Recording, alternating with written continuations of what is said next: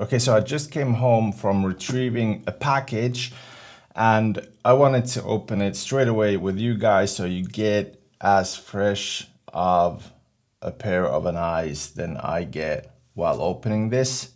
This is not scripted, so sorry if you don't understand me in any way, but let's just get on to it. Okay, so here's the box, basic cardboard, as you can see, no fancy black like you would have on other. Let me just show you.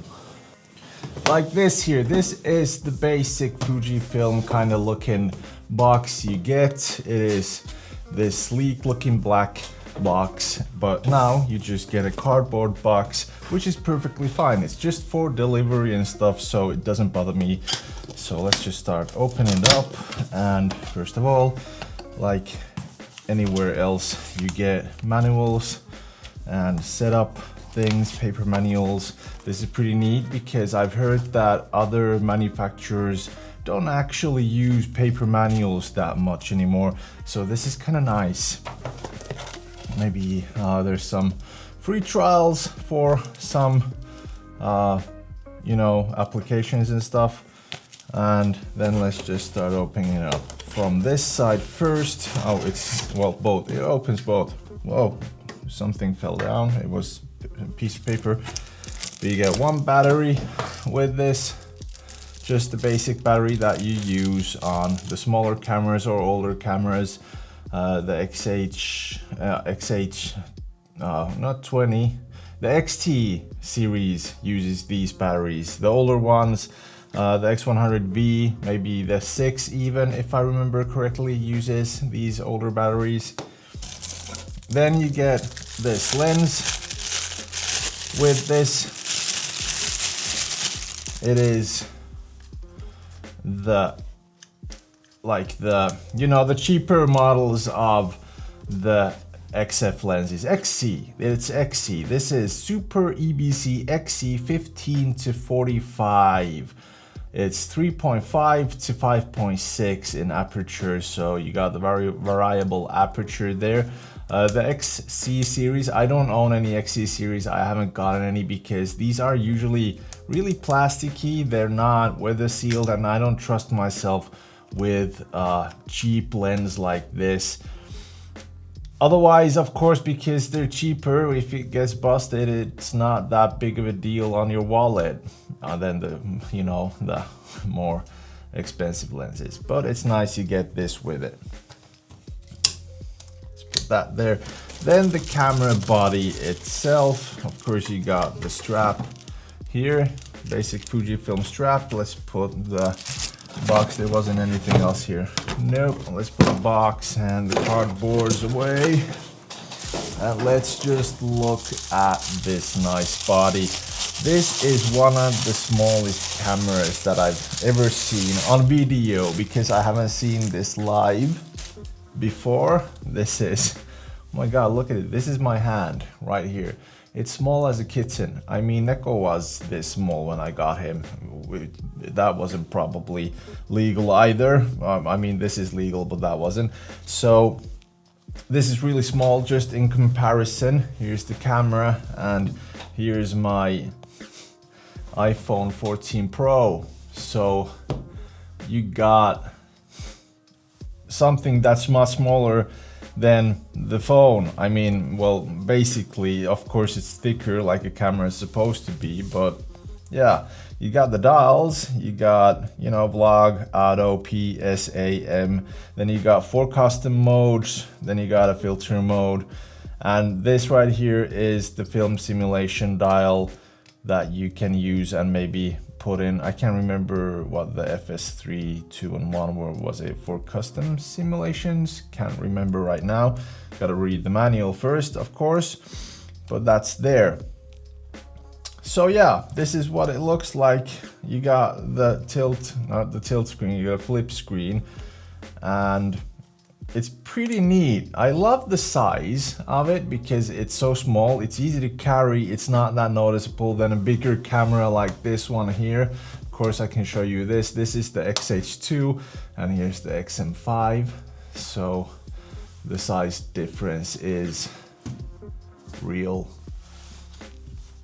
Right now when holding it, well, it feels most likely that I've gotten used to with the X105, and of course I got a big thumb as a man. I hope it's a big thumb for a man, but yeah. I kind of think that these dials here, I'd probably be pushing them accidentally. If the screen is on, you got something that works with touch, like taking a photo or something. I think that when you're using, well, that wasn't actually even a thumbstick, that was the mic port, yeah. So when you're doing stuff and taking pictures, I might actually think that I'm dumb enough to take an accidental photo by touching it. But you got the lock systems and everything usually on these cameras, newer cameras and Fujifilm cameras, so that helps out a lot. But that is what it looks like right now. So I'm just gonna take some video with it and a few photos and tell you my first impressions after that. Let's go. Okay, early in the morning. Oh, sun has just come up. As you can see, I just ate my breakfast.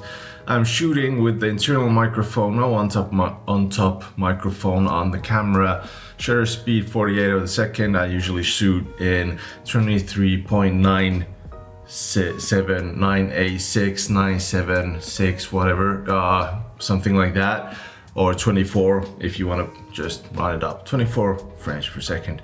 And if it is in f-log2, so it is ISO 1000 or 1250, let's just say that 1250. And like I said, it's really bright outside. I got the f-stop at 5.6 and I got my ND filter on, but I am shooting with the Viltrox 13mm because that's what I've gotten used to vlogging with. It is a pretty heavy lens. If you think about it, for vlogging, my arm gets sore pretty quickly, so I think the lens that comes with this camera might be a more suitable, you know, lens for vlogging, but this gives you more, you know, weight to it, so I think it gives you more stability with handling it. Of course, when you're shooting with your arm all the way out, you start to see jitters and shakes, but that's what you gotta get used to it. Sometimes I just put my arm like into an angle and let it rest against me, so that works pretty fine as well. Let's just walk around. I'm not using the internal stabilization because, as I don't think I said it before, it is digital stabilization, so that is really bad. Let me just pump up like that, pump up the exposure. I'm using the aperture to decide what kind of exposure I want. But yeah, I'm just gonna put myself into a nice little, I don't know, angle here. Oh yeah, I'm also using the Mantispod Pro to stabilize the camera. Have a little tripod for that. I guess that's pretty nice. But yeah, I've heard that the digital stabilization is garbage, so I'm definitely not using that. I am using my own hand and stabilizing the footage afterwards in post-editing, like using warp stabilizer or something like that. So that's been working pretty fine before this, and I don't see the reason for using in-body stabilization, especially with this camera. I got used to it with the X105 and I'm getting used to it with this too, so it doesn't matter. As you can see, the table shakes a little bit, so you're gonna see some shaky footage a little bit, but hopefully the warp stabilization just gets rid of that.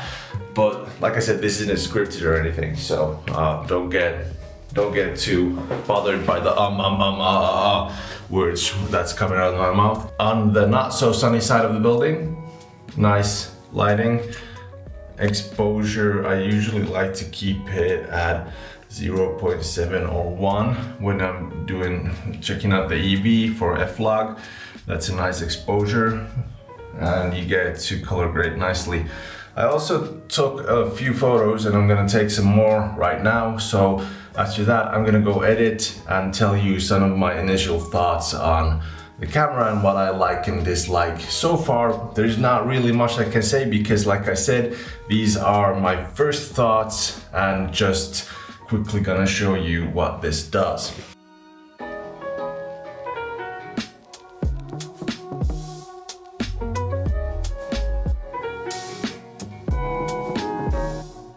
Okay, so what I failed to mention during that vlog part is that I have been doing this for about 4 days now because of work and stuff. I haven't touched the camera until today, but what I did get was some accessories for the camera that I'm gonna show you, and it's gonna make, you know, vlogging, taking photos, etc. much easier. And one is this L bracket that you can hopefully see right here. It gives you a more better grip, and on the bottom, as you can see, I got my PGI Mantispod Pro plate right here, and I can access the battery and the memory card right here if I want to, and that is pretty sick. You can actually modify it with different kind of accessories. Also, that came in the package was the shutter button, the red shutter button right there, and then this piece that is, you know, dead cats for the microphone when you're vlogging or shooting outside, so the wind doesn't bother the audio that much. But yeah, what I really like about this camera is its small size. As you can see, I got the 27mm on it right now, and that makes it a compact street camera. It's easy just to take with you. It fits into the pocket. Just a sec, I don't even have pockets in this jacket, but I can put it into, you know, my sweatpants like that. That's easy. It fits there. I can actually, why didn't I even show you that? Can you even see it from here? So there's the pocket, and it fits there. Of course, it's gonna be a little bit of a weight in your back pocket, but it fits. Then of course the price of this thing, $7.99 for a package like this with the latest and greatest things. You got the newest processor giving you the latest updates and the film simulation, 6.2K open gate, etc. That is just neat. As you can see from the unboxing video, they've saved a lot of money with different kind of things like the packaging, and that's okay. It doesn't have IBIS, that's okay for me. That might not be okay for you depending on what kind of work you do or what kind of footage you're really wanting to get. So, but that's enough for me. I don't actually need IBIS like I told you guys. I use warp stabilization in post, so that's fine. And I got the Mantispod Pro, etc. if I want to put it somewhere and, you know, film myself. Now there's a lot of positives in this camera, but there are also some negatives. And one of them is that because of its small size, I really like to use it in street photography, and I know a lot of people look for a small size camera for street photography. And that's what comes to mind first. Like, what would you use this for? You're, of course, street photography and travel photography, etc., because this is easy to take with you. And the one downside that comes mind to first is the sound of the shutter is pretty loud, and you can't really adjust it in any way. It's a mechanical shutter. Of course, you can turn it to the electronical shutter, but that means that you got to have a lot of light when using the mechanical shutter, because, well, if you don't have enough light, you're gonna see some bending in your photos, and there's those kind of like black bars going through them, and that's not nice, and it's a pain to edit away. So that's a problem, but not like a big deal breaker or anything, but that it's there. It's just, it's a loud shutter. But in fact, if you think about film cameras and stuff like that, those shutters are loud, and I like a shutter sound. I just love it when the camera clicks and you hear that you take the photo. That's pretty awesome that the shutter sounds like that in a way. But when you're going to the streets, you'd love to have it able to have it to be silent, of course. Now, like I said, I don't care that it doesn't have IBIS, but for somebody else, that might be a big problem. they've saved money on that, and I didn't see that much shakiness in my handheld footage, and I thought that it looked pretty nice for vlogs, that it just shakes a little bit. It doesn't have like those micro jitters, but when you're shooting like this, like you're shooting different kind of scenes and stuff, you're gonna see those micro jitters. Then on the outside, I have kind of a love-hate relationship with the film simulation dial, because there are rarely any more situations where I want to use, you know, Fujifilm's own film simulations. They are great, I'm not telling you that, and I use them sometimes, but usually nowadays I use my own recipes or some other recipes from other creators and try those out, and usually I stick with kind of, you know, recipes. I don't use the own film simulations, and I feel like there could have been some other way to initiate this dial, and that kind of shouts out, you know, entry-level camera, which is great, because with all these specs, with this price, and even though it has that dial and it shouts out entry-level, it's, you know, with those specs, it's more than just an entry-level camera. I'm just gonna go that far and say it, that to me this isn't just an entry-level camera. It has a lot of things going for it, and you can get, you know, far with it. If I would have picked my first camera when I started shooting with Fujifilm, and if they would have had the X-M5 back then, I would have picked this, and maybe the X-H2S for my second camera for professional work, but I took the X-H2 and the X-H2S, which is nice, but still, I would have picked this as my secondary camera. It is great, and those are my initial first thoughts about it. I can't really say anything else about it, anything big, you know, what you probably want to hear. And if you got an X-M5 or thinking about getting one, or maybe you have some opinions, you are allowed to comment down below. There's nothing wrong with that. Tell me your thoughts of the camera. I'll be doing a, you know, a bigger review at some point about this camera, and I'm gonna take it to Japan with me, so I'm gonna test it out there, do some street photography and stuff like that. So stick around, subscribe, you know, like the video and anything like that. So, you know, see you around. I'll be seeing you on the next one, I guess.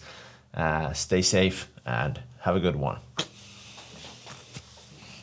I should probably put this off. Bye-bye.